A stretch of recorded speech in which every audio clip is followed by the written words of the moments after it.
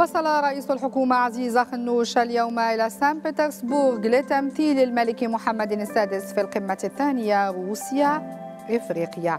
وانطلقت أشغال القمة الثانية والمنتدى الاقتصادي روسيا إفريقيا اليوم بحضور قادة دول وحكومات ووزراء 49 بلدا إفريقيا حسب الكرملين، ويضم الوفد المغربي المشارك في القمة وزير الشؤون الخارجية والتعاون الإفريقي والمغاربة المقيمين بالخارج ناصر بوريطة وسفير المملكة بروسيا لطفي بوشارة.